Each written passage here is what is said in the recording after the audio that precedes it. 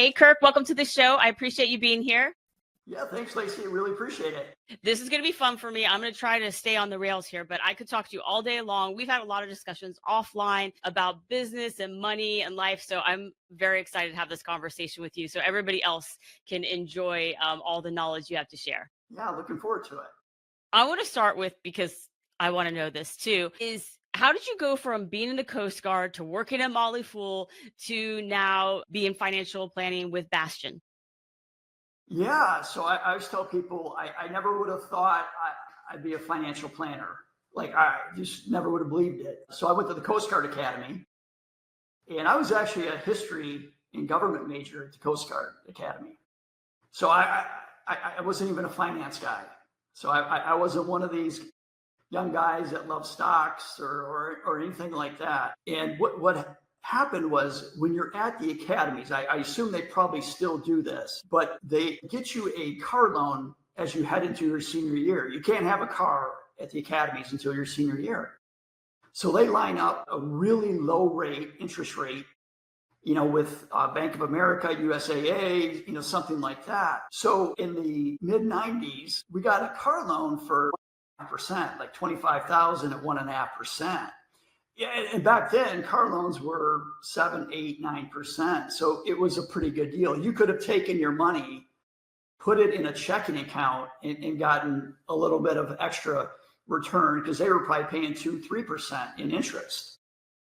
So I was fortunate. I had a 1965 Buick Skylark convertible that I bought from my aunt when I was a kid for like $1,500.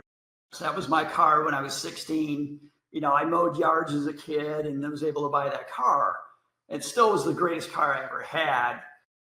But she basically had the car, kept it in the garage. She never drove it. So when I got it in 1980, it only had like 20,000 miles on it, because she never drove it because it didn't have power steering or power brakes. But anyway, so I basically got this 25,000. And I'm like, I don't really need the money, but I know it's smart to take it because it's such a low interest rate.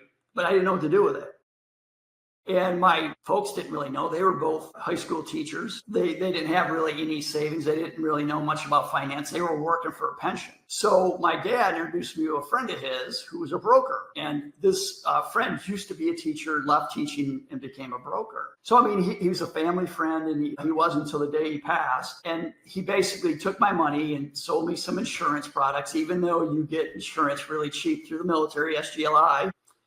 And he put me in some annuities. Yeah. I didn't know any better. I'm just like, all right, this guy's the expert. I got to do, what he's thinking. So, you get on the ship, you get busy with life, and I get my statements every month. And then basically I wouldn't even look at them. I just file them away. And I figured, I'm basically doing everything I need to do. So I saved a big chunk of money.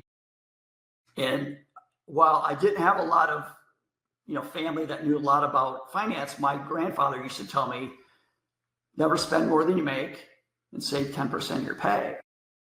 So when I was out, my first tour was in Hawaii. I was on a 378-foot ship. So we were out to sea half the year.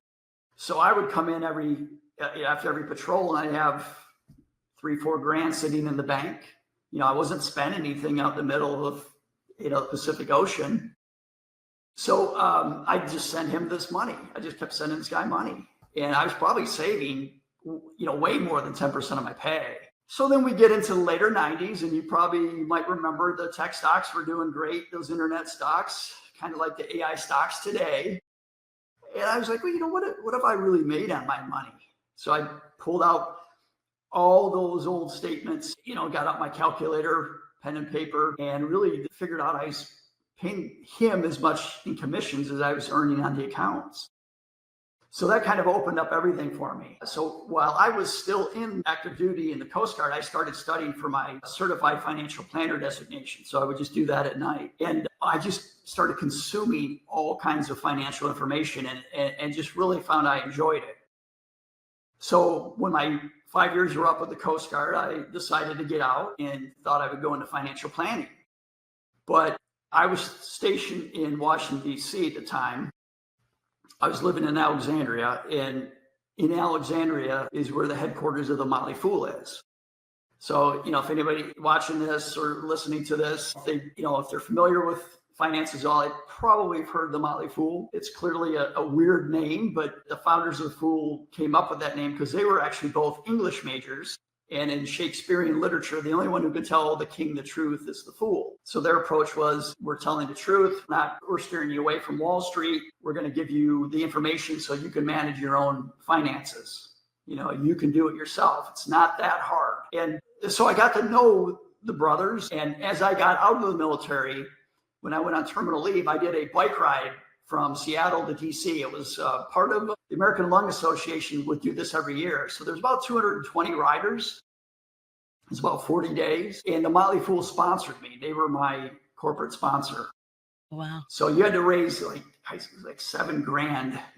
Back then I was like, how am I going to do that? But they basically paid for most of that. So I would call in from the road to the radio show that they had at the time. So every Saturday I'd call in, hey, I'm in Butte, Montana, or, South Dakota, and just talk to them. So basically when that got all done, I applied for a job and I was working there. And my job there was, I was the head of their customer service, member services. So anytime the Fool actually interacted with a person, so they had some products they sold, so they had customer service, they had message boards. So any point where they would literally talk to people individually, I was in charge of that. And we would get all kinds of people that would write in and say, look, can you help me out? I'm not sure what to do with my money. And the Fool at that time was prohibited by the SEC of giving individual advice. Like we couldn't say, Lacey, you need to do Roth IRA. That's the first thing you should fund. But we could write an article why you should think about a Roth IRA. So I just knew all these people that were writing in, I don't have time to research all this. What should I do? I knew they were going to end up going down, the local brokerage and getting slammed to an insurance product or an annuity like I did. So after a couple of years of Motley Fool, I decided, well, you know what? I've worked on my CFP. I'm gonna actually do some financial planning. I'm gonna be a financial planner. I didn't want to work on commissions. Did not want to have to sell a product. So there's not a lot of firms out there that are truly completely free of commissions.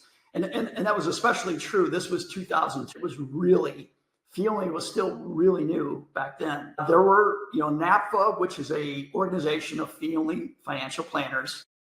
It was in existence. So I basically applied from Maryland all the way down to Florida at fee-only firms. And, most of them are mom and pop shops. But I was lucky that one of the firms in the Tampa area was hiring because his son was leaving the firm to go pursue a dream of music industry up in Nashville. So he needed help. So it was just, luck. So I was down here, I worked at a firm for 3 or 4 years. And then my wife wanted to move back to Maryland where she was from. So, rather than going into another firm, I was like, I'm just going to start my own firm. And I founded, it was called Picket Fence Financial. So I did that in 2006. And that was, we've talked about business, but that was really tough because I moved to an area where I really knew nobody. I was starting as ground level as you can start because financial planning is very much a relationship business. So I had to build all the relationships and try to make a living. So I did that for 19 years. And then this year, I merged my firm in with a Coast Guard Academy classmate of mine, Cale Smith, who you interviewed a little while ago. And this is our first year as Bastion Fiduciary. So that's the long version of a short story for you. Yeah, no, that's really interesting. First of all, I'd never heard the story. I'm familiar with Motley Fool, but I didn't know that they were English majors. That makes a lot more sense. I knew what the Fool was, but like having, so that's really interesting. Also too, that they sponsored you to do your ride. That's super cool. Yeah. But wonderful, like that you kind of carved your path after the Coast Guard, and for my situation, like getting out of the military and like building business, what you're saying, relationships are so important, and it's a whole different world than being in the military. So I could see what you're saying, like getting out, going and starting someplace new, not only, not knowing anyone, not having, I don't know, people you go to church with or go golf with or whatever it is, you're starting over, and then also to trying to build your base. Yeah. Yep. Super cool. In the planning for this episode, we were talking, and the topic of the Millionaire Next Door, the book, was brought up. And I find this interesting because this book has been around, I think, since 1996. Yep. And it has like key principles. So for people who haven't read it, what's kind of the main message of that book? Or if there is, some principles that people should have? Sure. Yeah. Talking about, I gave you my story, how I really knew nothing about finance, and then all of a sudden just started consuming everything. And this was one of the key books for me that really gave me a clear path of what I need to do, what practices do I need to undertake to make sure that I'm going to be financially successful. And I mean, it was a really big and popular book in the 90s and the early 2000s, and it's faded. It's still, occasionally you'll hear people talk about it, but it's definitely faded. But the best example I can give for the book is it was done by two PhDs who were in academics, and they just wanted to see, what's the average millionaire? How do you become a millionaire? And they wanted to try to figure out what would you need to do to become a millionaire. So they interviewed 10,000 millionaires. And before they actually did the interviews, they decided to hold an event to invite a lot of the millionaires. And they're thinking, it's got to be first class. These people are millionaires. They're the top, they're the echelon of the financial world in America. So they rented out, a big ballroom at the Hilton. They had wine and champagne and little caviar and all this stuff that they thought that a millionaire would want. So right before the event actually starts, a gentleman walks in. He's got a long beard. He's wearing overalls. They see him and they're like, "We got to get this guy out of here. We can't have the we can't have that riffraff in here." Yeah, we can't have them seeing this guy. And they go up to him and they find out he's on the list. And the funny thing is, he goes and he looks at all the food that's there and the champagne, and he walks back up there and goes, "Could somebody just get me a beer? Can I just have a beer?" And the thing is, they found that was actually the people that showed up for this event. They weren't the people that drove up in a Mercedes-Benz convertible, with Gucci suits and all those things. It was your millionaire, your neighbor next door.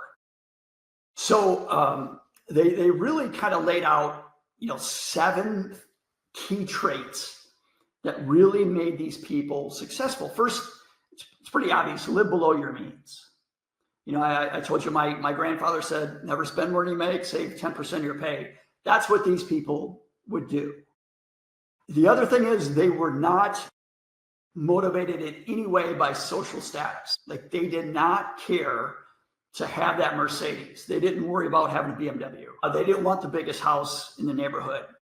Most of these folks, they wanted financial independence instead of status. So what they found is most of these people lived in blue collar neighborhoods or middle class neighborhoods, nothing extravagant.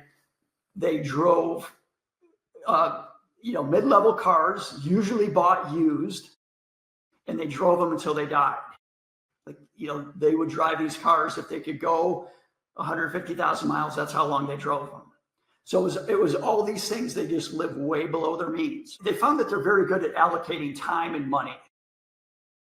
So a lot of the people that were millionaires, you think doctors, lawyers, dentists, and while there certainly is a percentage of those folks that get that way, that's really not the norm. Most of these people just had common jobs, or they were small business owners. A lot were small business owners. And that gets to the point where, they're using their money efficiently. And so the other big thing is, so on the business end, a lot of them understood the power of taxes. And, when you're a W-2 employee, you basically get whatever your employer offers for benefits. But when you're self-employed, there's a lot more you can do. Your dollar of income goes a lot further than somebody who's just a W-2 employee. So the Millionaire Next Door really knows and understands taxes. And the other thing is, they're willing to pay experts to help them. That's the other big thing. And I'm not trying to advocate, because I'm a financial planner, you should do that. Yeah. You don't need to have a financial planner. You just need to have some really good discipline. I'm glad you said that because it's one of my questions coming up. So we'll circle back on that one. Yeah, but these people would be smart about what they're doing with their money. They'd actually take time to understand it, to learn about it, and make things work. Another interesting thing about them, and this isn't so much a trait, but less than 50% of the people that were wealthy actually received any kind of inheritance whatsoever. So these were not people who inherited a lot of money, the millionaires. They built it up themselves. The other big thing that they found with a lot of these folks is their children were self-sufficient. So not only did they learn to use money well, but they taught their children to do the same. So they didn't have to worry about their kids, glumming onto them and trying to get money out of them. So yeah, I mean, I think the biggest thing is living below your means, putting your money to work, finding a career. And it doesn't have to be a doctor, lawyer, or anything like that. Just finding a good career. And then if you can do it, be a small business owner. Yeah. Those really help. And you spend a lot of time with business owners and advising them. So, I mean, you probably have seen that as well. But yeah, absolutely. You mentioned the book kind of, or we talked about that it's older, but when you were talking in the beginning there, I thought about it. And I interview a lot of military affiliated financial people. And that has to be, this book is one of the top recommended books. But every episode, I ask everybody what their favorite book is right now, favorite book of all time. And that is one of the top. I don't know the exact statistic, but actually I'm probably going to upload into ChatGPT to run that data for me. But it is, and I could see how it resonates with the military community, because I see there are a lot of people in the military community that announcing their wealth is a security risk. Yes. So sometimes I see a lot of, especially the world that I'm in, a lot of people that announce their wealth online. I mean, some people put their net worth statements online, and the military in me is like, that's an absolute, security risk, not only for yourself, but for your family, especially if you're getting into big numbers. Like, then it's like, okay, now the whole world knows that, what you have. But I feel like I've met, I know a lot of millionaires. I mean, not a lot, but I know some millionaires. And I remember one time I was out with some people and I couldn't believe the audacity, but somebody at the table asked this gentleman, "Are you rich?" Just straight up asked him outright. And I'll never forget his response, because I thought, I mean, it just sums up like why he's a millionaire.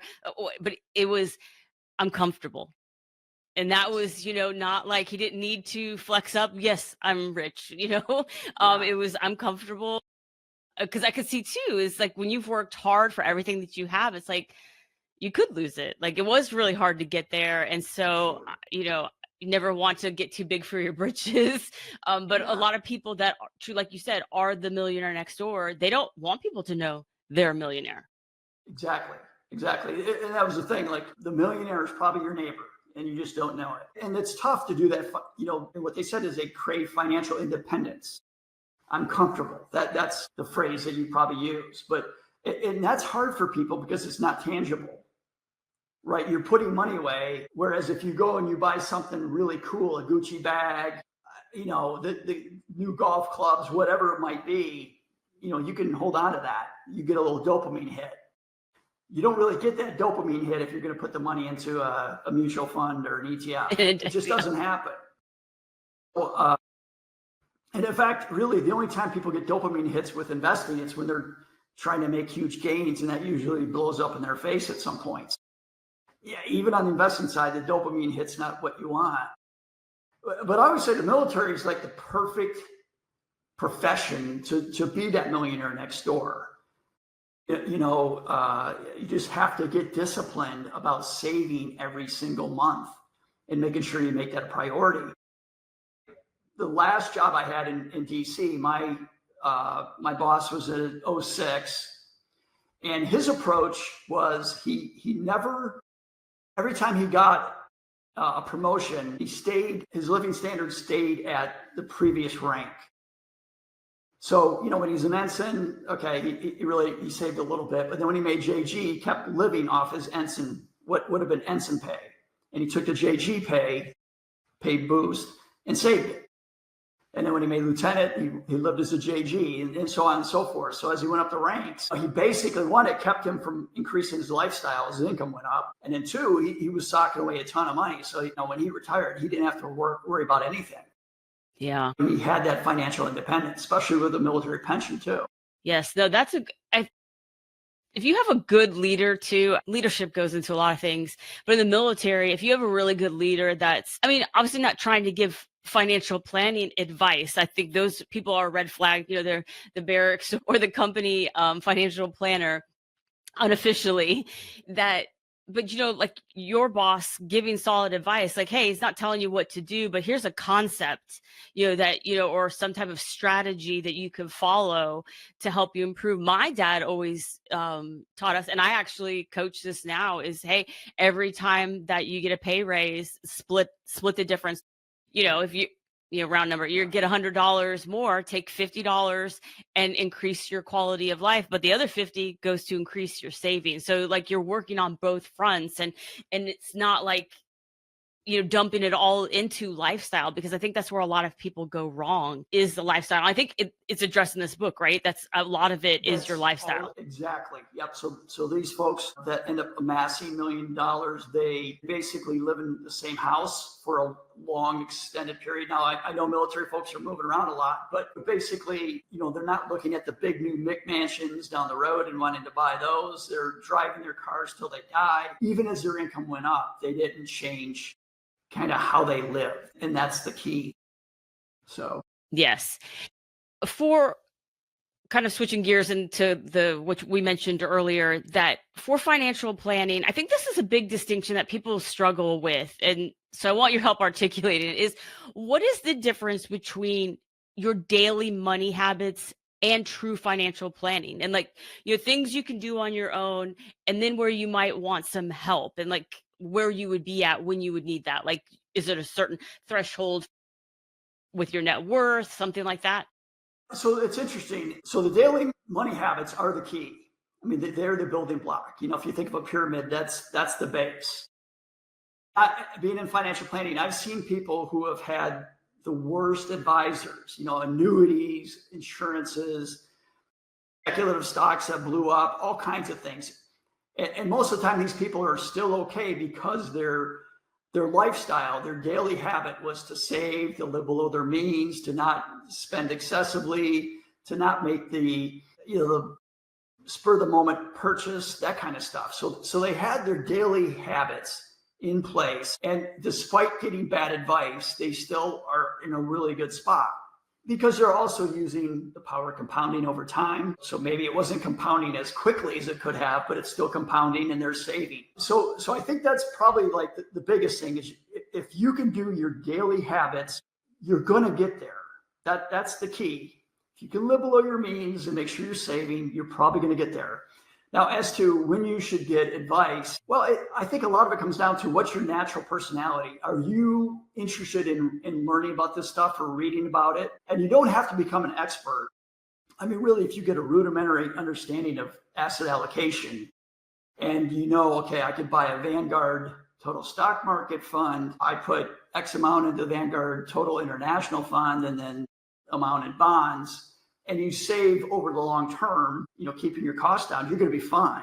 So you don't have to have a massive amount of understanding. But there are times, I think, when you would need help, is when you're in that position and you don't either want to understand what's going on, or you don't have the time to do it, or you just don't really. It's a complicated thing, like estate planning and then taxes. I've especially seen this on the military side with taxes, because I had a tax office up in an area with a lot of military. Just to give you a quick example, one of them was, she was in 06. She had some rental properties. As she went through her career, she'd buy a place and keep it, but she didn't want to pay a tax preparer.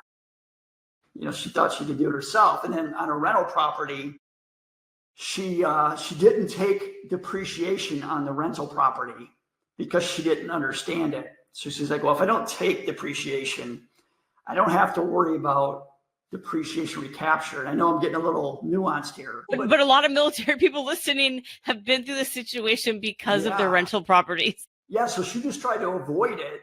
figuring, well, if I don't address it in my tax return, I won't have to do it when I sell the property. But that's not the law. The IRS assumes you're taking depreciation every year you have the rental. So when you sell, they want the recapture, whether you took it or not. So she's at an 06 level. She'd been buying places since she was a junior officer. So she had missed out on massive amounts of tax write-offs, and she was going to have to pay the tax at the end anyway. Whereas if she'd have hired somebody who was competent with tax preparation, she would have avoided that mistake.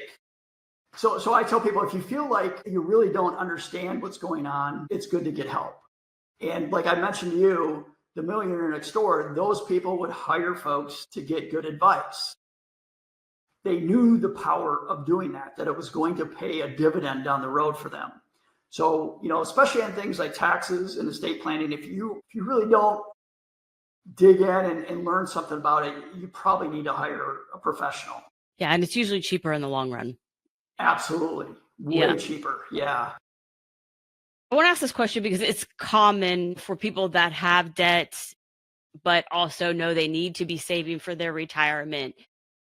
How should people balance paying off debt, saving their money, investing in things like the TSP or a 401k, or for military spouses, an IRA, especially when they're still early in their careers? Yeah, so the biggest thing would be, I tell people in general, like if you're getting a match, so if you get a match in a 401k, that's one time you want to not pay down debt quickly in order to save, because that's free money. If you're getting the 3% match, you put 3% in, they give you 3%, that's 100% return. You're not going to get that anywhere else. So if they have a match, we definitely want to do that. Now, if they don't have a match, if they have a lot of debt, we try to attack that as fast as we can. Because I say, you want to use the rule of compounding to your advantage. And that compounding is working against you when you have debt. So if you get rid of that debt, you are putting the power of compounding to your favor. So a lot of times, I'm not necessarily totally a Dave Ramsey guy, but if you have a credit card debt, that's where you want to focus on paying that down as fast as you can. So maybe you don't do the Roth, you don't do the 401k, TSP, you just attack that debt with reckless abandonment. You just go and get that done. And at that point, then you've got the cash flow to start putting it into savings. That is usually how I'll do it if it's credit card debt. Now, auto loans, if you get a 4-year loan, if you can pay it off in 4 years, I'm okay keeping that debt and then saving in the TSP or Roth IRA. So I'm not as worried about paying off auto loans as compared to like credit card debt. And then mortgages, if you really get into the number, you're better off not paying your mortgage faster. That's strictly the number standpoint. Now, I know there's people who just don't want any debt and they want to pay that mortgage off. That's a different story. And maybe in some instances, it's a good idea to pay the mortgage off. But for the most part, you want to use the leverage of that mortgage debt in that you save into TSPs, Roths, where the money's going to compound, because your mortgage doesn't compound. It's amortized. Like, the day you buy that house, how much you're going to pay in interest to the penny. So you don't have to worry that the amount that you owe goes up because it's compounding. That doesn't happen with a mortgage or an auto loan, but it does with credit cards. So that's why I'm like, get rid of the credit cards, use that power of compounding to your advantage. But for auto loans and mortgages, kind of let them, just pay them down over time, and then take the money and get that power of compounding into a Roth, into a TSP. So I think you'll be better off financially if you do it that way. I love those answers. It's really about like focusing and getting something under control, and great distinctions about credit card debt, mortgage versus, car loan. But I think people just really do underestimate the power if they focus. I always think of paying down, especially credit card debt, the power of a magnifying glass. If you put that sucker, in the sunlight and put it on something, it's going to catch it on fire. And if you really are focused, you will catch on fire, or get rid of the debt, burn that up, but because you are putting your energy into something and really paying attention to it. That's like if you want to, drop 5 pounds, if you're really paying attention to what you're eating, you're going to drop those 5 pounds. Exactly. Yeah, you're totally right. What gets the things you focus on get managed, they get taken care of. That's the key. The military community moves so frequently. What's your advice for a young service member, their family, military spouses, how they can plan with uncertainty in their life? Not knowing, am I getting promoted? Are we PCSing this summer? Are we going to stay in? Are we going to get out? All of these things that they are up against when it comes to planning their money, not to mention military spouses. Will I be employed at this duty location? Will I be making what I had made previously, or, what my education and experience would normally get? Yeah, that's where, getting the point, you don't want to have debt. You don't want to have something that's going to bog you down if you have an unexpected exit from the military, or a spouse can't find a paying job in the new location. So that's where having the credit card debt, the consumer debt, if you don't have that, it allows you don't have to have as much cash flow coming in. The last thing you want is where no matter what, you've got some payments you have to make every month.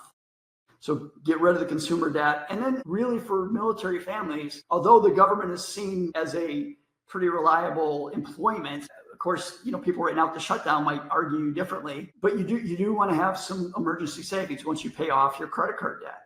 So you want to make sure you've got at least 3 months of cash on hand, so that if you have an exit from the military, you've got a little bit of time before you have to find that paying job to make ends meet for the family.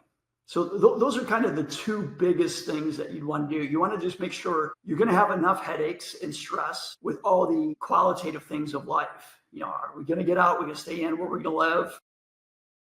You don't want a financial issue to also end up being a stressor. What about the credit cards? What do we, how do we pay off all these auto loans? That's a stress you don't want to have. It just complicates a stressful situation even more. Thinking about the book, and for people listening that are like, I'm going to do something today, I'm going to change one small habit. From the book, what is one that you would recommend if people are going to tackle or take on one that they should do? Well, the biggest thing that you always have to start with knowing where your money's going. And that was one of the things in the book too, is these people, maybe they didn't keep budgets to the penny, but they knew where every dollar was going. And so if you're struggling financially, the first thing you have to do is assess, why am I struggling, and understand where this money is going. And once you start to see where the money's going, you can maybe stop a few of the outflows that maybe are unnecessary, maybe subscriptions, maybe it's refinancing a debt, things like that. You can start to make a little inroads, find that low hanging fruit and pick that first. And then once you understand your situation, then you can start to make bigger moves and then get your budget under control. Once you get your budget under control, like I said, as long as you're committed to saving, even if you're in bad investments or anything like that, but if you're saving through your life consistently, things are going to work out for you. They may not be completely optimized, but they're going to work out. Yeah, I think the small stuff really just adds up, and people don't give it as much credit as it should have, as these little things pile on once they kind of get going and snowballing. Yep, absolutely.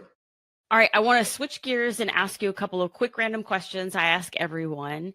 First off, what is one resource or tool that you use that makes your life or work easier?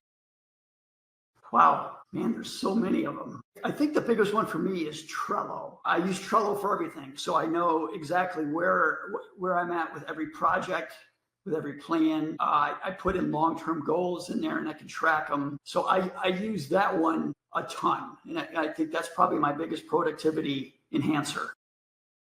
Good one. Okay, what is your favorite book right now, or your favorite book of all time? Well, right now I'm actually, being a history major, I still love to read that stuff. And I'm reading kind of a trilogy by Richard Evans. He's a historian. And it's basically looking at the rise of Nazi Germany to where the second book is on them in power before the war. And the third is on war itself. And I'm just about finished with the first book, The Rise of the Nazi Party. I mean, it's just fascinating when you get into it. And really, unfortunately, I think there's some parallels to what we see today a little bit, just in general with the chaos that's happening, that basically the Nazis took advantage of chaos. Yeah. And we definitely live in more chaotic times than any time I've ever lived.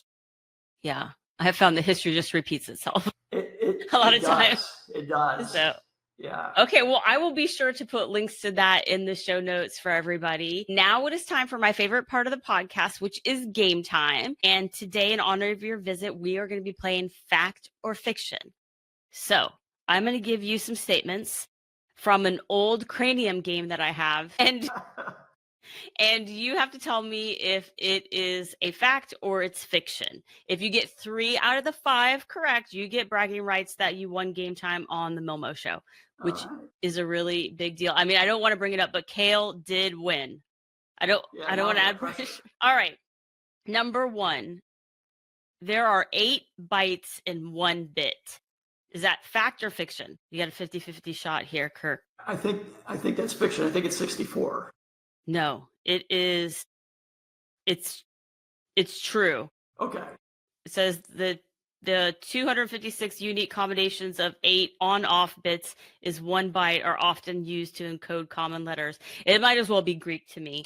Yeah. Okay. That makes sense. All right. Number 2, a recently discovered woolly mammoth carcass, and I would like to give a disclaimer here. This I mentioned is an old cranium game, so I would not count on recently discovered here. So discovered woolly mammoth carcass frozen for more than 20,000 years gives scientists the DNA samples needed to clone the extinct Ice Age mammal of a woolly mammoth. I think that's true. That's fact. It's actually false, Kirk. I'm really sorry, but it Really? says it says the repeated freezing and thawing of over the ages damages the DNA. Only pristine DNA can be used for so that is true then. I'm going to give you that one, because if it was not like frozen refrozen, you could clone. So I'm going to give you that one. So, okay, you got one. You have to be flash frozen, like it has to happen immediately. Yes. Okay.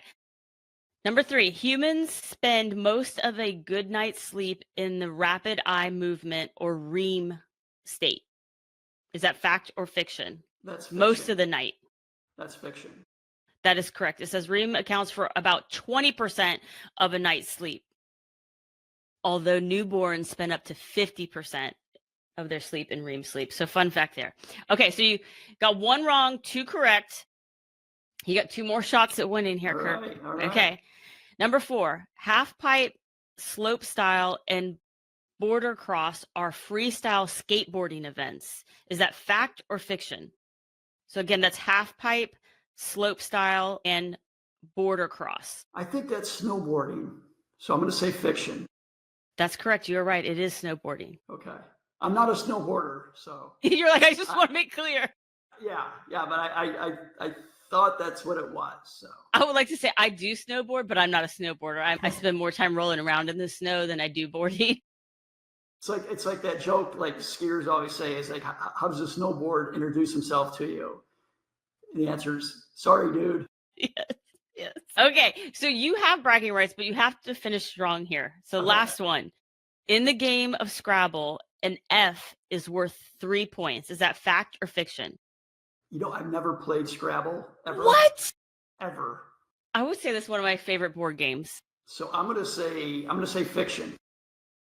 That is correct. It's worth 4 points. And as somebody that plays Scrabble, I did not know that. So you did really awesome. You definitely have bragging rights. You can let Kale know. You also won game time on the MilMo show. Awesome. Can you tell everybody listening where they can learn more about you and the work you're doing? Yeah, so I've got a kind of a personal finance blog. It's called savingyourselffromwallstreet.com. So they can get podcasts, videos, and articles there. But also at Bash and Fiduciary, we've got a ton of information there, because it's not just my work, but we've got 3 portfolio managers and another financial planner all adding to it. So there's a lot of information there. So I would go to lastbastion.com and sign up for our newsletters. Wonderful. I'll be sure to link to all of that in the show notes for everybody. Thank you again, Kirk. I really appreciate it. Well, thank you, Lacey. This has been a pleasure.